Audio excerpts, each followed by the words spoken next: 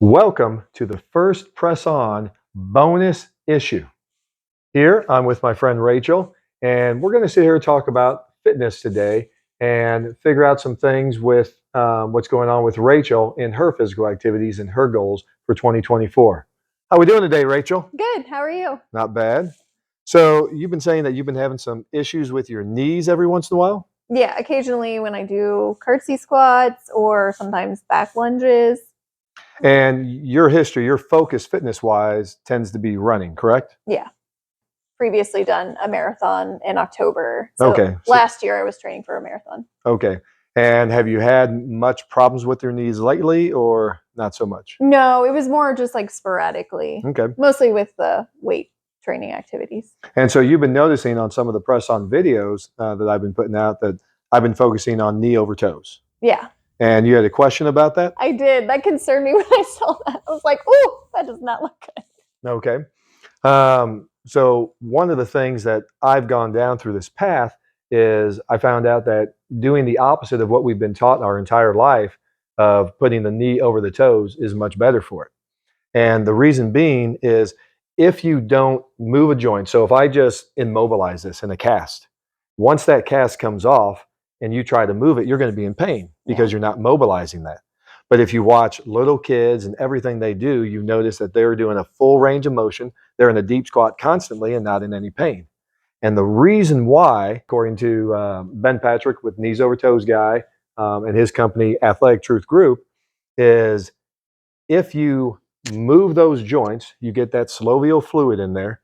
And that synovial fluid is the lubrication, kind of like oil for your joints.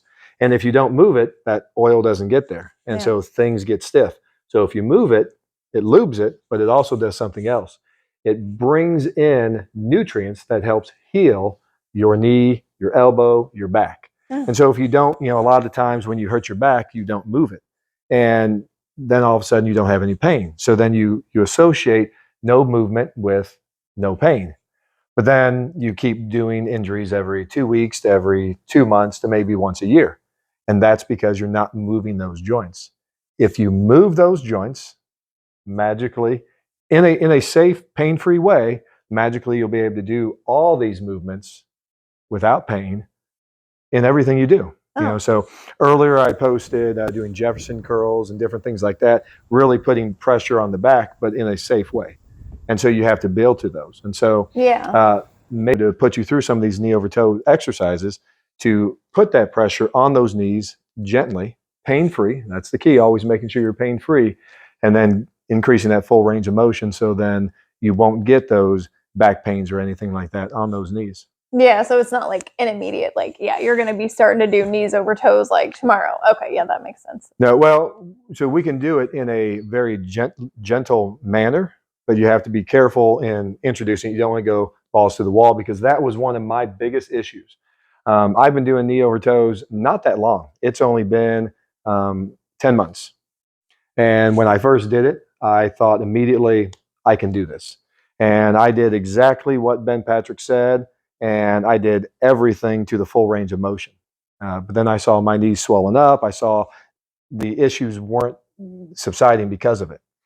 And as I began regressing, and that's the key, regressing to a pain-free tolerance, then that's when I saw leaps and bounds, my knees doing much better.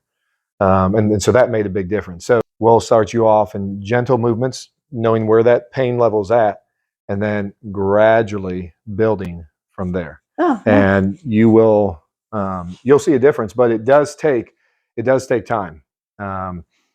For some people, it will take 2 years for them to be able to be pain-free in these movements. Oh, okay. For me, I introduced some of them into my workouts, and it wasn't until I completely stopped doing the other stuff and just focused on the knee over toes exercises that I saw the biggest differences.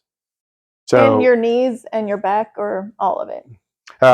Knees in particular. My back, I've always had a good back. It's mostly been the knee, but sometimes your knees, it's a hip imbalance as well. And if it doesn't hurt, then there's nothing wrong with it. There's not anything wrong with it. Well, I was just thinking, maybe, like you said, if the synovial fluid got in there, maybe it just needs a little lubrication or something. Sometimes it does. So one thing I noticed is as I was as I was walking up the steps and stuff, I would notice some popping and so forth. But the more I've done knee over toes, I've actually seen or have heard less popping happening in there.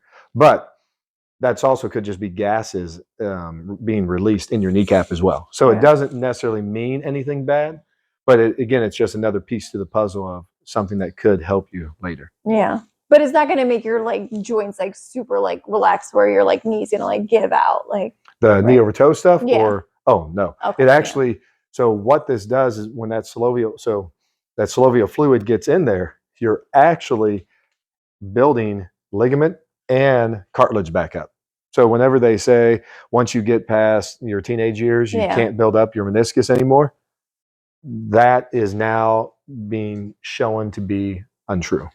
More, if you look at PubMed and some of these other articles, more and more evidence is you can rebuild your cartilage, you can rebuild your ACL up. It takes time, but all that stuff can be repaired. A lot of these guys that are coaches in Athletic Truth Group actually were told hernia surgery, ACL surgery, knee replacement, and they chose not to, and they did this. Ben Patrick, he went from, I think it was a 19-inch vertical when he was in high school to now a 40-plus inch vertical in his mid-30s.